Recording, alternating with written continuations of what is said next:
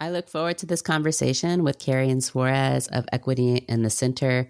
She is the president and CEO of that organization and has a wealth of knowledge and background in race equity and organizational culture.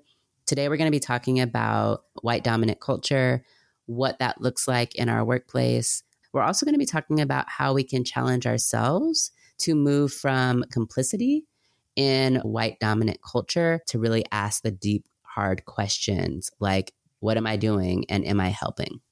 So here's the episode. This is also the last episode of the season. Stay tuned because I'll be sharing what's next for 2024 in a little itty bitty mini episode that's going to follow this show.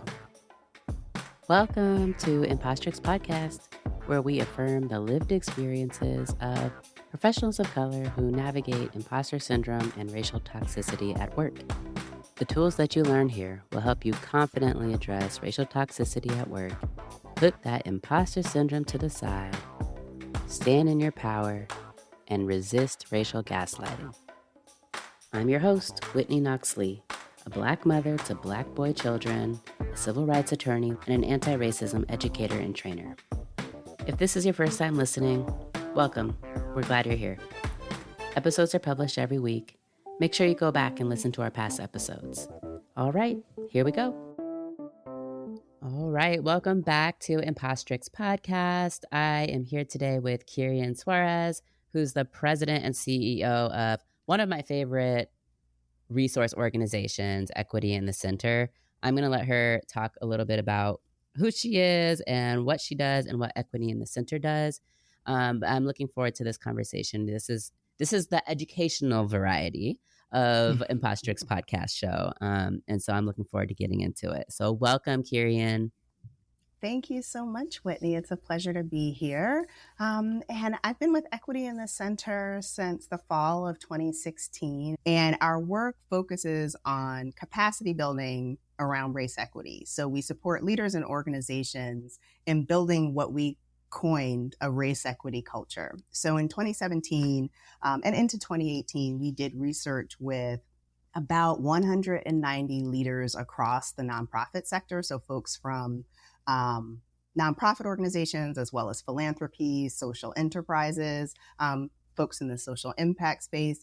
And we looked at the steps organizations took to center equity in their culture and to operationalize equity. And so we designed and published a paper on the race equity cycle, which outlines how organizations can shift their work from awake to woke to work in mitigating race-based disparities in their organizational culture. And so we publish the paper, we do capacity building around it, we curate resources, some of which we design ourselves, but many of which are designed by our colleagues that we disseminate within our network to support leaders and organizations in building a race equity culture. Right. So I believe it was through another organization that I learned about Equity in the Center. I immediately signed up for the newsletter, and you all send out just such rich information. The resources and the learning material is really, really helpful for me. So I just want to thank you for that and encourage listeners. I'm going to link Equity in the Center in the show notes. And so you all will be able to just click on that, learn more about Equity in the Center. Definitely get on the listserv because it's great. I'm constantly reading all of the materials and all the things. So I appreciate you all for that. We try to create a newsletter and then a body of work that provides folks with exactly what you just described. So I'm glad it lands that way for you. It does. It does. And so I like to ask my guests at the beginning of the show to share with us the identities that they bring to the conversation so that listeners know like what perspective we're coming from. So can you share with us what identities you bring? Sure. Black woman, mother, spouse, daughter. Many years ago, maybe at the beginning of Equity in the Center, I did a similar exercise. And so my response was educated Black woman. Being a mother is definitely is kind of embedded in that. But if I were, picking single identities, I'd say Black woman, mother, at the top of the list, because having a Black son very much changes your perspective. And I have a son, I also have a daughter. But educated Black woman sums it up, because I think it speaks to my privilege and the role that I have had the opportunity to fill, to take at Equity in the Center, and just how I've navigated the world, and how I was raised and supported by other educated Black women. Yeah, thank you. So with your background, I am just so excited to get your perspective and to learn from you around this concept of a white dominant culture. And so I would love for you to talk to us about that. And I'll say to listeners that when I emailed Kay about what the topics were going to be today, the language that I used was white supremacy culture. And that's language that was initially used by Dr. Tima Okun in her work and in the work of her colleagues, that has since been rolled back a little bit for a variety of reasons, which I recently wrote about in the newsletter, and which I'll post the links and everything so that folks can go and see. But what I've experienced is that language can be basically off-putting, or like put up a wall, I think, to some of the progress that we're able to make. And so Kay responded saying, yes, Whitney, I am happy to talk about these topics, but I no longer use that language. And this is the language that I use instead. So talk to us about white dominant culture. Sure, thanks. There is a lot to unpack with the term, with the article that Tima Okun wrote and has really gone viral worldwide. So I will say that there is no rolling back the influence of that article and the pervasiveness of the phrase, because the article so you can't unring a bell. So right. Whenever I have the opportunity, I try to talk about, so why say white dominant culture instead, or why talk about how white supremacy manifests in organizational culture? Because on the one hand, the words white supremacy culture do put up the wall that you mentioned for some folks, and that was a consideration when we published the paper in 2018. So in the paper early on, we name white supremacy and then shift thereafter to using white dominant culture, because we wanted people to finish reading the paper. And the way white supremacy lands with folks, often with white folks, is that it's very aggressive and it makes the reader feel like they are a white supremacist. And that's Hitler. Those are the folks down in Charlottesville appropriating tiki torches. Those are white supremacists, the KKK. White supremacy is sort of the system in which we exist. It's like the air we breathe, the water we swim in. And so using white dominant culture can allow some folks who need to become part of the conversation to be pulled into it.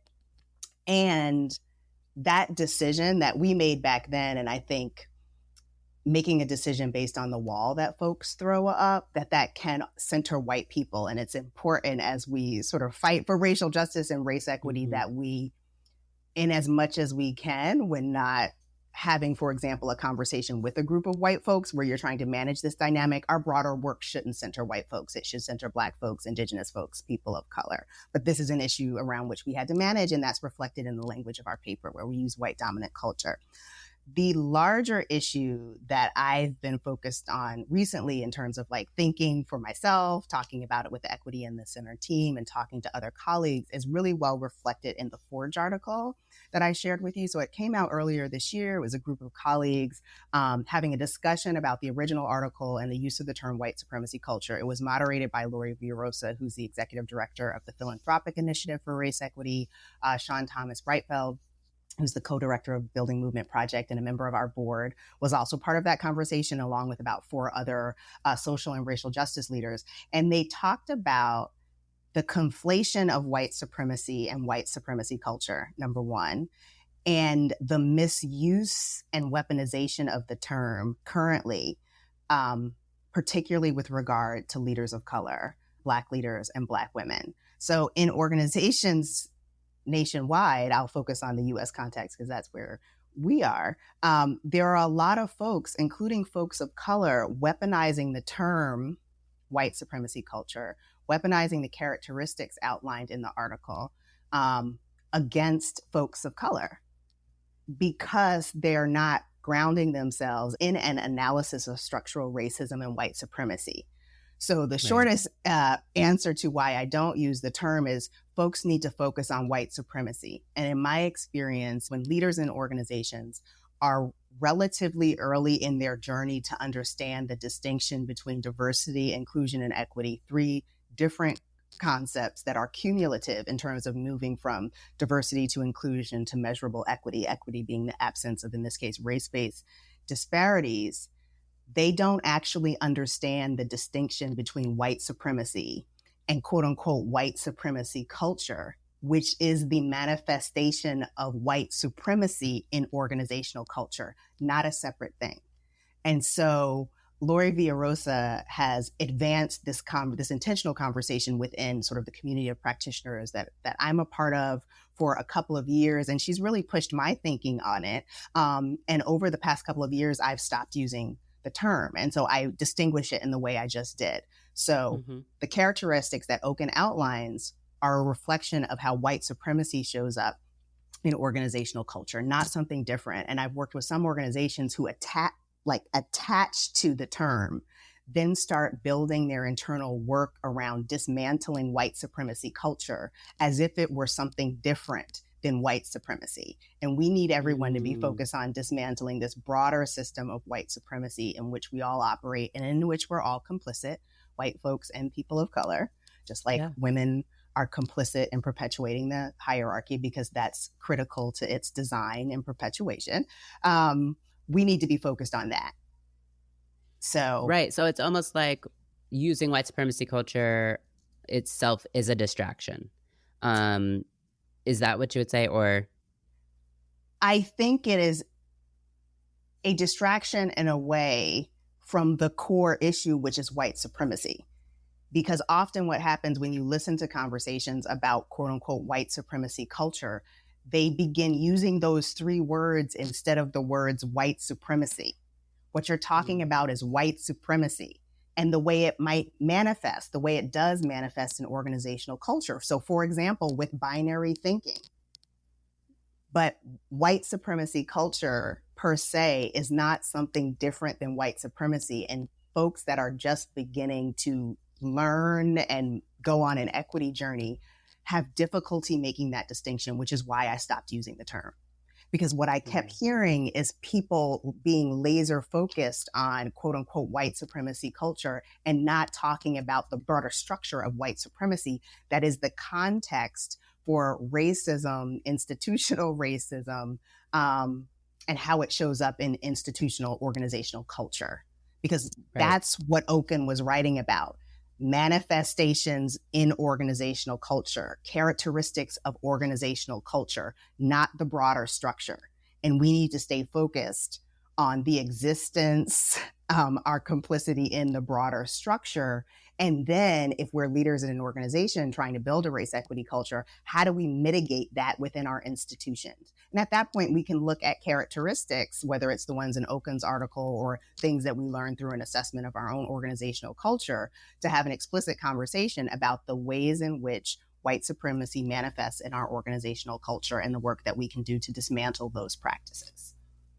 Right. And so the kind of weaponizing of the characteristics that we mentioned before, correct me if I'm wrong, a matter of fact, I think you said this, was the issue of using the characteristics without context and then using those characteristics, against leaders of color in some instances. And I will say that that's easy to do. Like that's an easy way to stir up some stuff, these characteristics. And one of the ones that's commonly talked about with this discussion is the importance of the written word.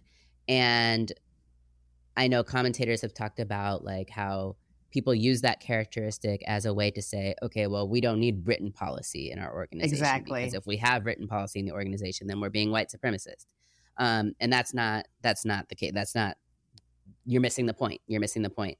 You need the context of being able to understand that everything around we are in this structure of white supremacy. And so what do we do now, as you said, to mitigate, to make so sure that the organization as we're running it is racially equitable? Yeah. And I'm glad you named that characteristic. It's the one that folks name most often, because there's a lot of turbulence around it. I'll just say that. There's so much to unpack here. So, on the one hand, with worship of the written word, folks, yes, we shouldn't have written policy. We shouldn't have written reports. One of my colleagues, Sean Thomas Breitfeld, who I mentioned was part of that Forge article and is on our board, will often use the example of individuals using that particular characteristic to shirk accountability. So, because worship of the written word is named in the article, I shouldn't be held accountable, say, for example, through the submission of a report for work that I was supposed to do. And individuals are saying often frequently to leaders of color and Black leaders like myself, I simply am not going to do this for the reason that you said. This is part of white supremacy culture and you're operating within it. And you essentially are oppressing me with this request for a document or request for accountability in any way, shape, or form in some context. You can't make me do this because of this article and the characteristics that it outlines. And we all have to continue to do our work. We will continue to write. But if you're working to build a race equity culture, as we call it, what you would do within an organization is make sure that there is more than one modality and that writing is just one of the modalities through which you can demonstrate your practice or your expertise or your impact, or did you complete the work? So this is an example I like to give. So if an institution is moving away from worship of the written word, meaning everything that we do has to be easily translated into like clear, concise bullet points, typo-free language. And unless you can communicate your work to me in that format, it doesn't count, because that's the only way that we can communicate about the work that we do, or our impact, as folks say, putting impact in quotation marks. If you're working toward building a race equity culture, writing would be one option. You could also send your manager a voice note, for example. You could also request a stand-up meeting or a quick phone call or a quick Zoom in this virtual world. And having more than one modality, one of which is always going to be writing, is more inclusive. It is more accessible for folks who are neurodivergent. So, for example, folks who may have dyslexia or another learning disability have been struggling with worship of the written word for some time. They may not always share their challenge or their diagnosis, but turning around 3 to 5 clear and concise bullet points in whatever number of hours that the manager gave them has been a challenge, and it has been consistently showing up in their performance evaluations. So this is not just about racial equity. This is about inclusion and accessibility across a range of identities. Another thing I'll note is that people of color will sometimes get really sensitive around worship of the written word because we're not allowed to make typos. So another example would be if English is not my first language. If my email, if my report is not completely correct grammatically, no typos, I won't get the job as a Black person, a brown person, someone who doesn't speak English as their first language. I will not be given the benefit of the doubt. Whereas a white identifying individual who sends their cover letter with an email that has a typo or has typos in their cover letter will get passed through, and folks who look like me get dinged. And we know this to be true because it has happened to us. So it's not black and white or binary, if we're going to use a characteristic from the original article. It's really nuanced. And a lot of folks of color who have been successful within these structures of white supremacy and how they manifest in organizations often don't want to dive into them any more than their white colleagues because of how they have had to assimilate to be successful. And for Black and brown leaders, the standards around making progress around equity are miles beyond those of, for example, their white predecessor. So this comes up in the Forge article. So the weaponization of these characteristics is I'm going to more aggressively demand of you, Whitney, that you not use the written word, that you not use binary thinking, because you are Black. Mm-hmm. So I'm going to demand more of you, that you achieve equity and make progress toward it today, yesterday, because of who you are and how you present. Whereas I would never make those demands of someone who looks differently than you, someone who might be of color but identifies as part of another racial or ethnic group, or someone who identifies as white. And these demands are coming from other folks of color because, as you and I talked about, we are all operating within a system of white supremacy and complicit in it. So white supremacy wants me as a Black woman to demand the most of you as a fellow Black woman, and to sort of nail you to the wall and push you on your failure to make progress on equity in, say, the past 12 months, when I did not push your predecessor, who might have identified as white or been part of another racial or ethnic group that also identifies as being of color. I'm going to push you much harder and weaponize these characteristics in a much more damaging way that is counter to my stated purpose. So those are all the things that are coming up across the sector, and the Forge article outlines it really clearly.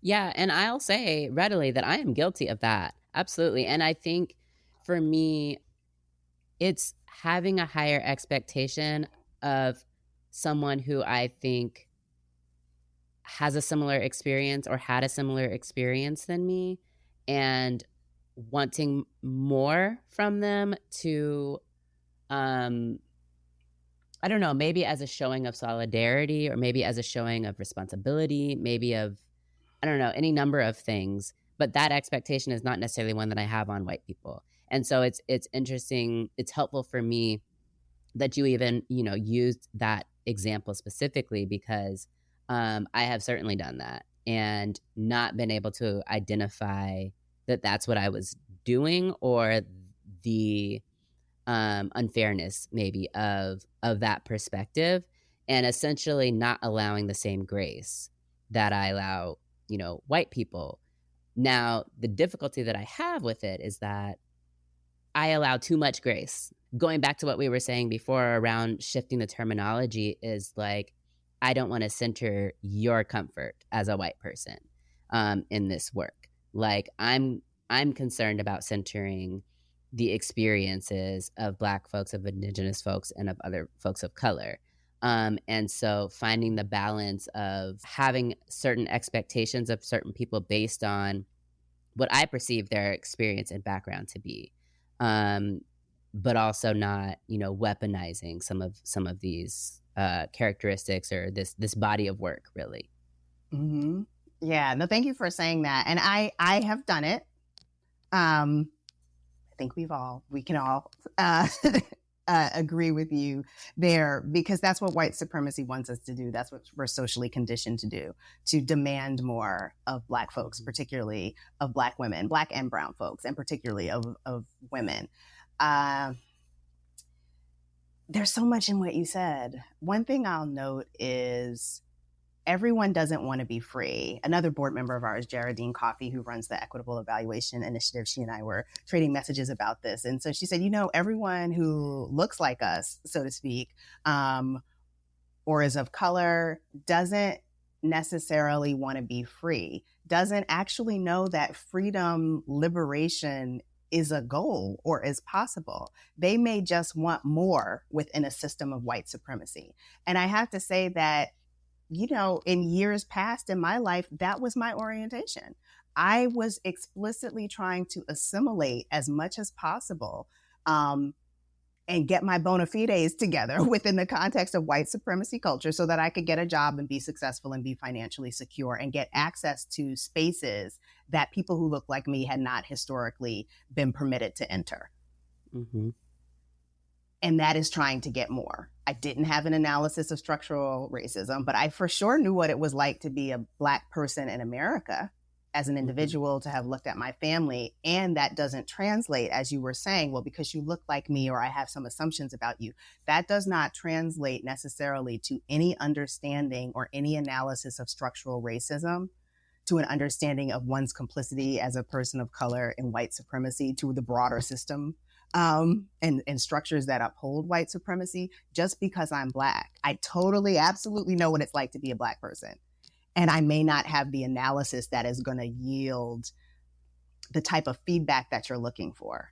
And even when I do come with all of that, like I'm here for liberation. I know it takes time to get there. We've got to work toward equity, and justice before we get to liberation. I still have to turn the Titanic, just like my white or other identifying predecessor did. And folks don't give you the grace. So even if I say all the right things and I have the right analysis in terms of, say, how to build a race equity culture, how to dismantle white supremacy, I still have to go through all of the steps in terms of moving a board, moving an institution, sort of leading work that takes years. And a great deal of emotional labor. So I'm not going to be able to give you what you want in 12 months, because it's literally not possible for me as a Black or brown person, or for a white or other identifying colleague, because this work takes years. And yet folks think that, well, the CEO is a person of color now, or the CEO is Black, we're finally going to get all of these things done. One colleague of mine who is a CEO said that members of her team, mostly Black, but also brown members of her team, tried to hold her accountable for not hiring only Black and brown people. So it's like, well, you're in charge now. This place has been predominantly white for however long. And so we've hired like 5 people, and one of them was Black and one was brown. And like, that is woefully insufficient. And she was like, well, did you talk to my predecessor in this way, or just to me? And there could be a million different reasons why it fell out that way, all of which are rooted in white supremacy. Because again, that's what we're working with. But the way we are called on the carpet and disrespected, is unique to our role in society and the comfort that folks have in talking to us a certain kind of way, which I've absolutely experienced in my role, from folks who are Black and from folks who are not Black. Because we are all operating within a system of white supremacy, and the stereotypes and the devaluation of us is in our amygdala. And so we all have to be really vigilant about that, constantly every day, because we're socialized to treat ourselves poorly and to devalue ourselves.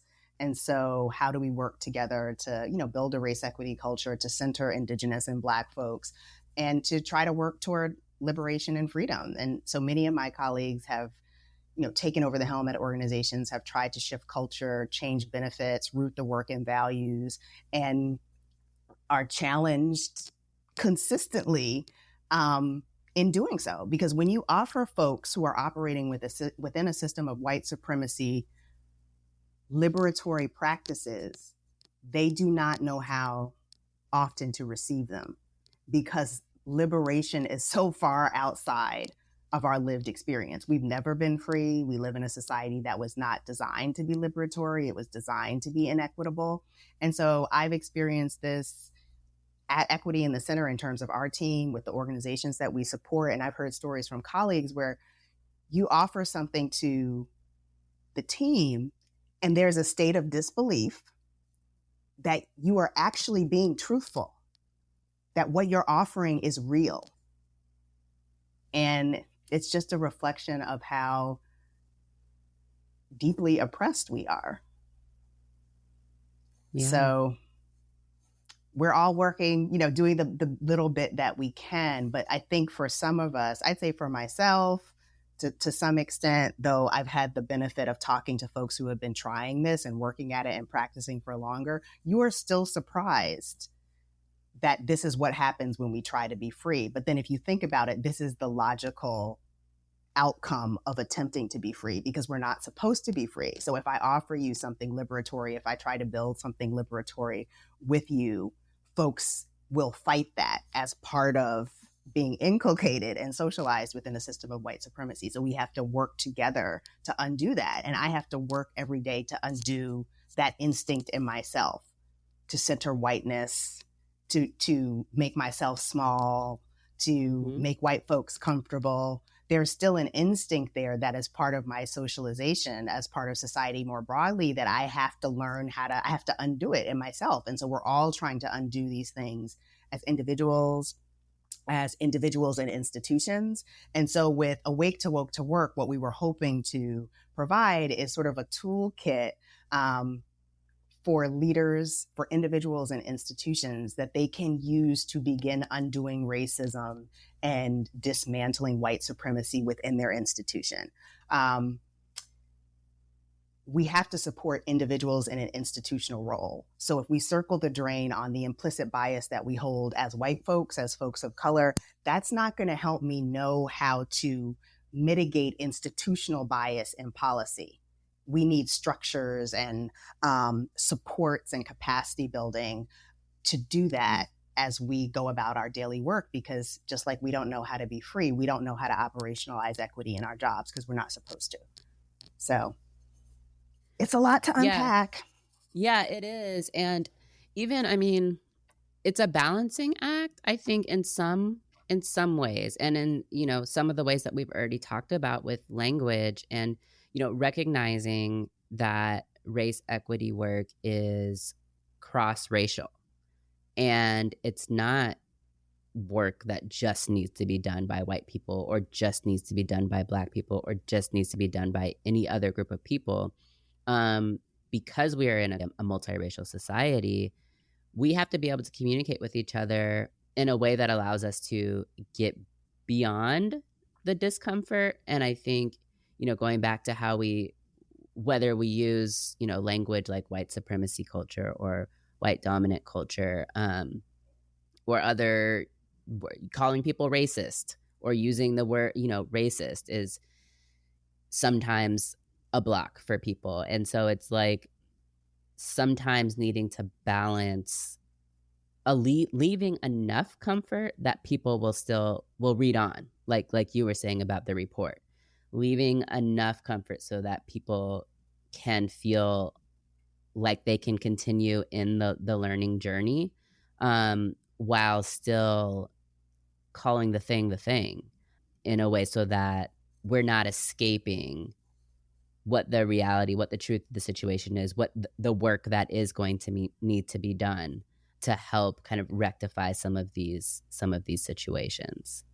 Yeah, that's point well taken. And calling someone a racist, I mean, I don't know in an institutional context, but I would also say that within a societal context, if we're talking about organizing toward liberation, calling someone a racist isn't going to help get you there because you're antagonizing them. So I am not interested in centering the comfort of white folks or the comfort of folks of color who are assimilated and have privilege and are just upholding the system.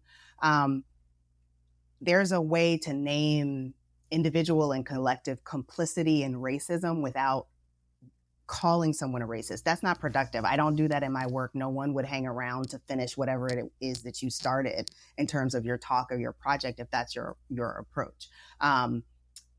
Guilt and shame, though understandable outcomes of processing one's complicity in white supremacy or just how racism has unfolded over centuries, that's a natural reaction. Like, so is devastation. And those are not productive emotions if you're seeking to dismantle racism and build a race equity culture within an organization. We need to harness momentum in a different way. So I can name your complicity in white supremacy. I will often name folks' complicity in white supremacy by using myself as an example, because it doesn't make sense for me to go around and ask people to do work or to ask hard questions about complicity that I haven't asked about my own life. And so the way that I got to Equity in the Center, I'll often say, is as part of a deepening understanding of my own privilege and my complicity in upholding a system from which I was gaining some financial and educational benefit. being an only or a few in a predominantly white environment. I kind of looked around at one point and I was like, well, I don't think I'm helping. I'm the token in this environment who is helping the system to continue as it is with a little bit more diversity. And so what does that mean for, the rest of my life and for the work that I do and how I talk to my colleagues about things that are actually about race as we work with nonprofits that serve Black and Brown communities? What does that mean if I am complicit in their not naming race as part of that work? And so I decided I wasn't going to do that anymore. And I had to think really hard about why I went to the schools that I went to, why I made certain choices to be assimilated so that I could gain access to certain things and what that meant. One thing it does mean for me is that I have had the literal privilege of doing this job. I wouldn't be able to do this job if I didn't have the resume that I have. And so I that's why I say I use myself, because I'm a good example of what you can do when you have access to privilege. So, this is me trying to do the best that I can with the spaces I've been able to enter professionally. But I don't think that I would be here talking to you at least about equity in the center's work if I had not made certain choices that made me complicit in white supremacy over years. Yeah, I mean, absolutely. I say this often. I went to law school for the power, for the privilege that was going to give me. And then, this was my conflict. It is my conflict working within nonprofits and the nonprofit industrial complex is the reality that I'm being funded off of somebody else's poverty or off of somebody else's, whatever the issue is. For me, it was poverty. And then, the last couple of years as I've been working as a civil rights attorney in jails and prisons, receiving the funding in order to help people who are in jails and prisons. And not that, I mean, obviously these people need justice advocates. But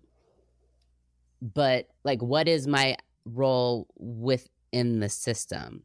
And I can't say that system has clean hands. I don't think it does. I think it's a product of capitalism. And at the same time, I'm benefiting.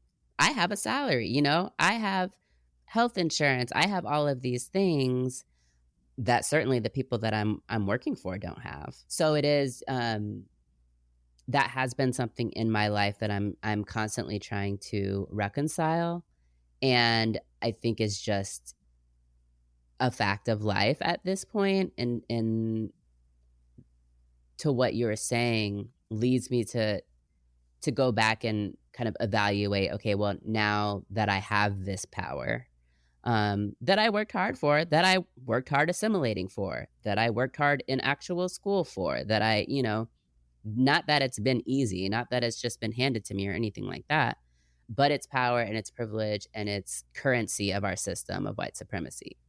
And so now what? Now what?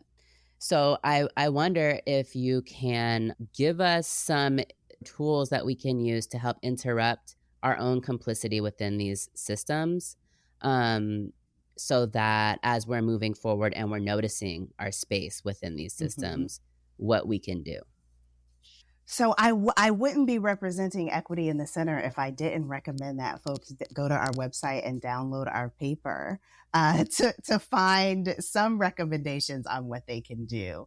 So essentially, there's the race equity cycle. We talk about how organizations move from awake work to work. And the literal purpose of the paper was to organize best practices, so to speak. That is in and of itself a capitalist term, but characteristics, tactics, activities that senior leaders, organizations, managers demonstrate in order to measurably shift their organization toward equity. So when you download the paper, the race equity cycle has 7 levers, and the levers include like senior leaders, organizational culture, board of directors, managers, data, and so on. And so for each lever, there is a matrix that outlines characteristics for awake, woken work.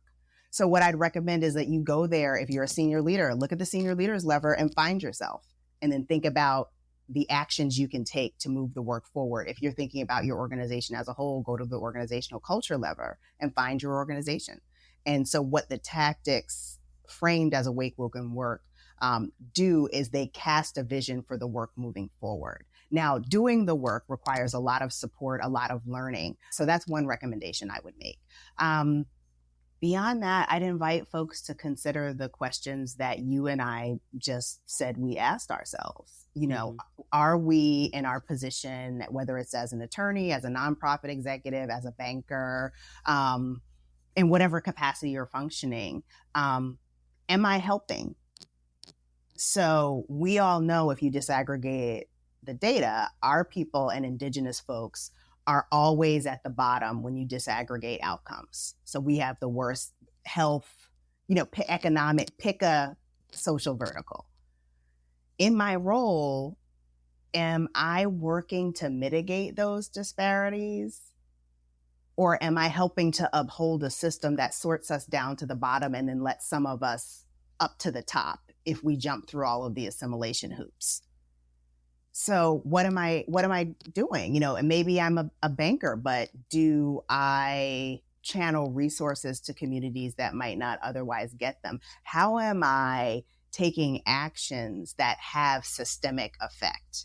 Because representation is just the beginning. So maybe you are a leader and you have the capacity to hire more folks of color. And all of us know folks that got an executive role who did just that. And then that's just the beginning. So once you bring more folks in, if you have the capacity to do that, then what you have before you is the really challenging work of inclusion and equity. So then how do you transform organizational policies and procedures? So how can you advocate for the depth of organizational change that yields a narrowing of identity-based disparities in your organization or in society? So I don't think you exactly said this, but like, how are you helping? Are you helping? Because I definitely came to a point one day where I was like, I'm certainly not. Yes. I'm certainly not. And then seek out opportunities to learn how you can deepen your capacity around equity in your role in society more broadly, and to do what you can from where you sit. And for a lot of folks, gaining economic power, like making a lot of money, is a means to an end, because maybe when I have the money, then I can make different choices and do other things with it for my community or for my people. And the way the system works is that lots of folks who have that plan never exit the system. So what am I doing? Too good. It's too good. And my job, maybe my role is to write large checks. I don't want to, and we all have to sort of have this practice of not judging other people. There is a role for people who write large checks. So all I'm saying is, wherever you sit, whatever job or role you have, how are you helping? Not just helping to get more people sitting in the seats at the table, but how are you helping in whatever capacity that you can to flip the table, to dismantle it, and to build another table at which people who look like you, if you're a person of color, are not considered to be inherently deficient.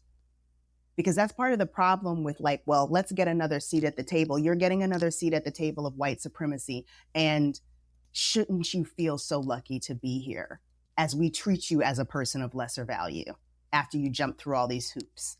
So getting folks to the table is just the first step. The ultimate goal, if we're going for equity and liberation, is to build a different table collaboratively in solidarity within a different system. And so we're very far from that. But I think that was a big switch for me.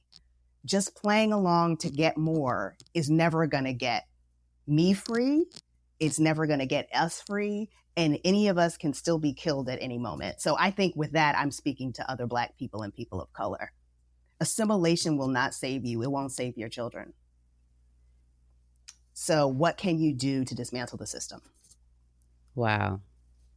It will not save you, and it will not save your children. Thank you so much, Kay, for joining us today. Where can we find Equity in the Center's work? Oh, equityinthecenter.org. And there you can find all of our handles. So we are on Facebook, Instagram. We withdrew from the entity formerly known as Twitter.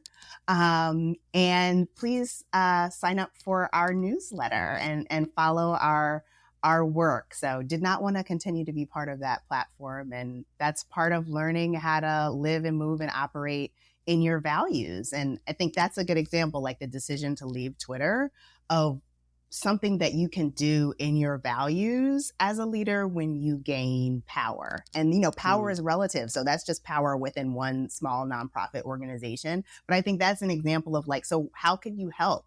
What are you doing? So equityinthecenter.org. Thank you. Thank you so much for joining us. I will make sure to put all of the stuff, all of the information in the show notes and also in the Impostrix podcast newsletter, Validating Voices. Thanks, Thank Kay. you so much, Whitney. I appreciate you. And that's a wrap on today's show.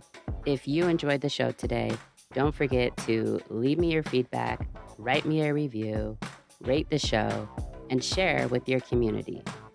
I would love to hear from you. You can find all of my contact information, and you can find ways to support the show by donating or purchasing merchandise directly on my website, www.impostrixpodcast.com. Until next time, be validated.